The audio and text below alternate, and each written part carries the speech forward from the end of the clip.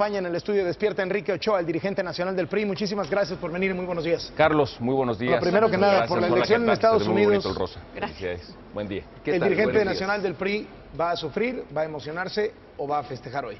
Bueno, vamos a estar muy pendientes durante todo el día y esperamos que todo el mundo participe de la manera más democrática y más atinada. Vamos a ver en qué termina la historia. A ver, por alusiones, ¿no? Ayer vino Ricardo Anaya, se refirió a Enrique Ochoa, el dirigente nacional del PRI.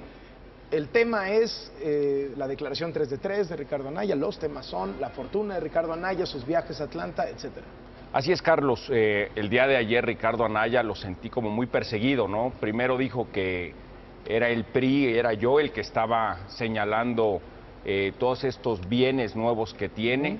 Después dijo, a pregunta expresa tuya, pues que la verdad es que no sabía de dónde venían los ataques. Y luego hizo un reto de que se le presentaran sus contrastes. Y por eso vengo hoy, porque la verdad es que no cuadran las propiedades que él declara con los activos que él tiene, con las cosas que ha declarado en su 3 de 3 y en su 3 de 3 Plus. De hecho, aparecen dos Ricardos Anaya. Por un lado, hay una persona que parece de clase media en sus declaraciones 3 de 3 y en su declaración 3 de 3 Plus, donde muestra que efectivamente sus hijos, su familia viven en Atlanta por un periodo de tiempo, y cuando se le pregunta en su declaración 3 de 3 Plus cómo es que financia el hecho de que estén allá, su respuesta es: mi esposa recibe algunos apoyos de sus padres, quienes comparten el proyecto educativo de nuestros hijos. Esta declaración 3 de 3 Plus la presentó hace 6 semanas. Es decir, su respuesta a cómo pagaba por estar fuera de territorio nacional, pues era muy clara, ¿no? Sus padres sus suegros apoyaban el proyecto educativo de sus hijos. Pero cuando viene aquí a su programa, pues de repente le aparecen propiedades y cada vez que visita explica con más detalle cuál es su verdadero patrimonio, que dista mucho del patrimonio que declaró en su 3 de 3 y en su 3 de 3 Plus.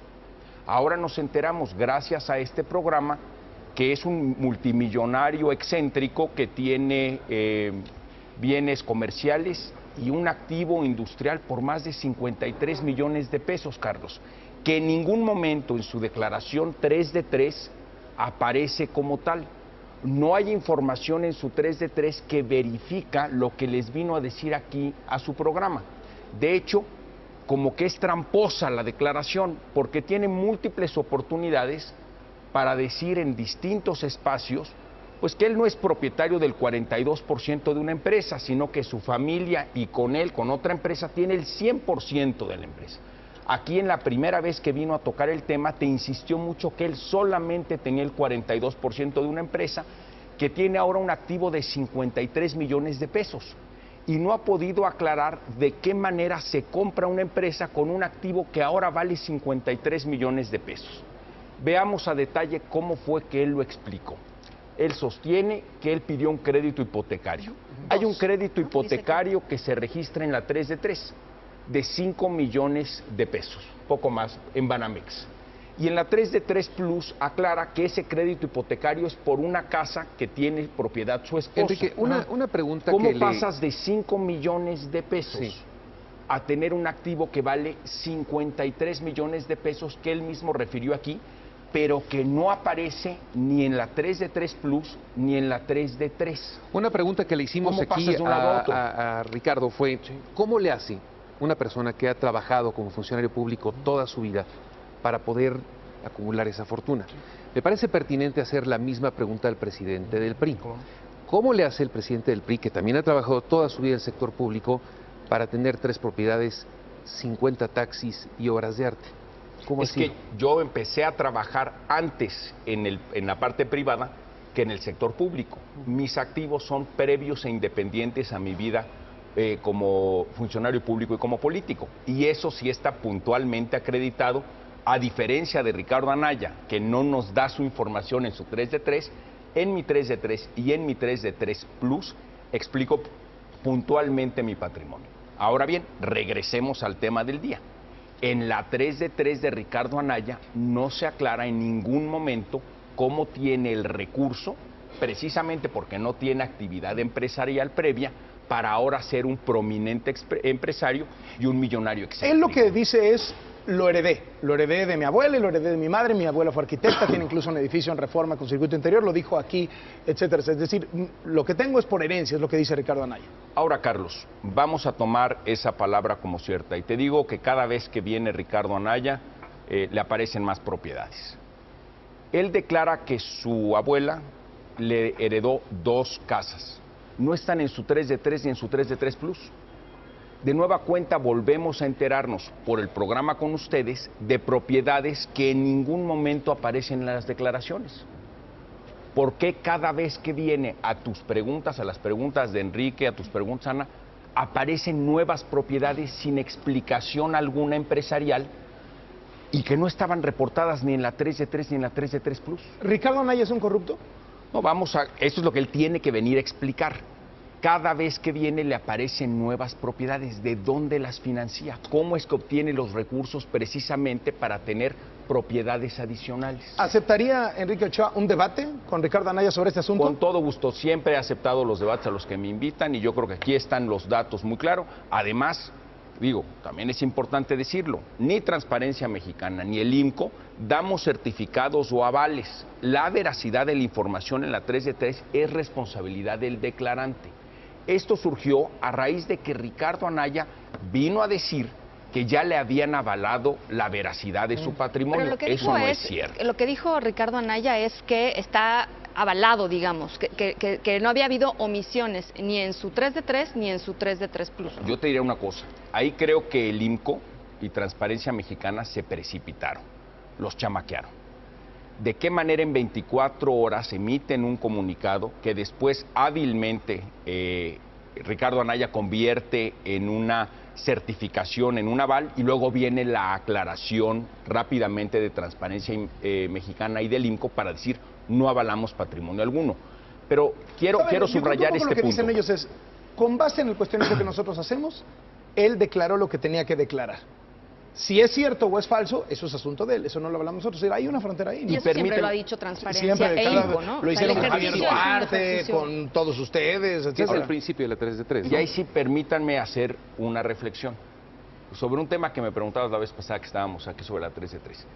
Si un formato como el de la 3 de 3 le sirve a Andrés Manuel López Obrador para ocultar la totalidad de su patrimonio al donárselo a sus hijos poco tiempo antes, pues ese formulario no nos sirve en esta etapa de transparencia y de rendición de cuentas, quizás.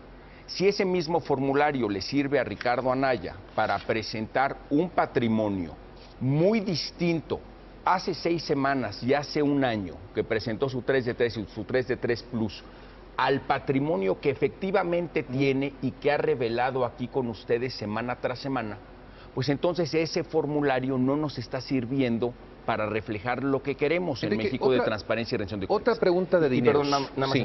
Y lo que creo que es muy relevante hacia adelante es que reflexionemos si Andrés Manuel y Ricardo, teniendo la oportunidad de hacer declaraciones con las observaciones correspondientes, ¿por qué no lo hicieron con toda la veracidad con la que ahora, gracias a los medios de comunicación, nos enteramos todos los mexicanos de cuál es su efectivo patrimonio, Carlos? Porque aquí hay un punto bien importante, es este. Entre lo que Ricardo Anaya señaló en su oportunidad, donde tuvo ante los mexicanos la posibilidad de transparentar todo lo que aquí ha presentado con ustedes, no lo hizo. Lo que hizo fue presentarse como una persona de clase media que recibe apoyo de sus padres y de sus suegros, y ahora sabemos que es un multimillonario excéntrico que tiene múltiples propiedades en distintos espacios y que además acaba de vender, a partir de una hipoteca de 5 millones de pesos, un bien por 53 millones de pesos. A ver, Enrique, déjame preguntarte. Allá aclaró que había que pagar impuestos, había que pagar el crédito, en fin, no estamos hablando de que si tú ves que es 5 millones de hipoteca sobre una cantidad de 53 menos impuestos, queda un amplio margen. Y te pregunto, ¿cómo pasa de hacer una inversión de 5 millones en una hipoteca a tener un bien que vende en el mercado a 53 millones? A ver, Enrique, no vale la pena preguntar por qué subió tanto de valor. Ochoa, con el 1.200.000 pesos que recibiste de CFE como liquidación después de que renuncias, ¿lo regresaste a CFE o te lo quedaste? Es un finiquito que yo recibí conforme a la normatividad. A pesar de que renunciaste.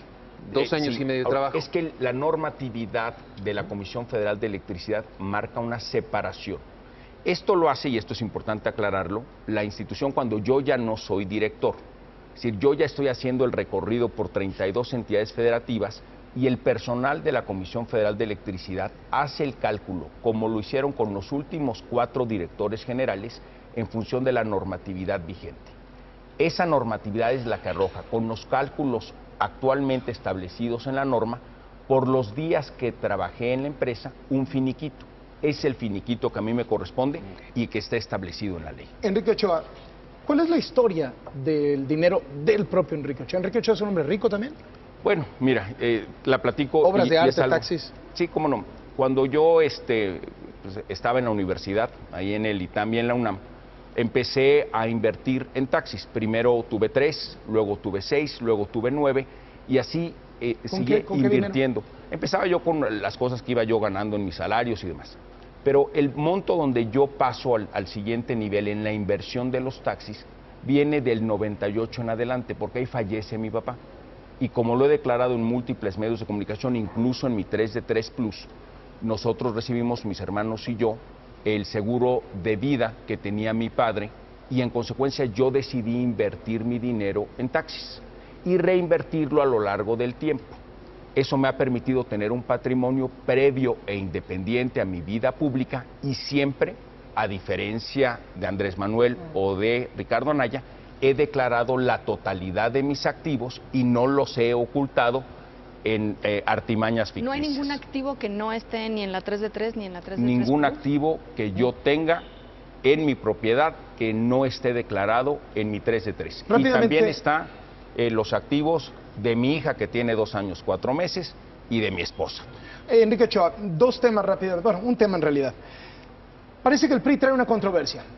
Tienen que mañana definirse en comisiones sobre la ley de matrimonios igualitarios. Por un lado tienen la iniciativa que presenta el presidente Peña Nieto y el dictamen, dicen, no trae ni una coma de diferencia. Textual, lo quieren votar.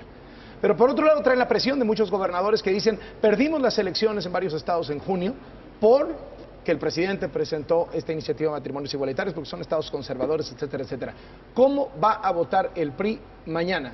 Es un dilema distinto, perdóname, Carlos, que te diga. Por un lado, por supuesto que hay derechos que defender y que ha señalado ya el Poder Judicial, y por otro lado, la Corte Interamericana de Derechos Humanos ya ha hecho pronunciamientos al respecto.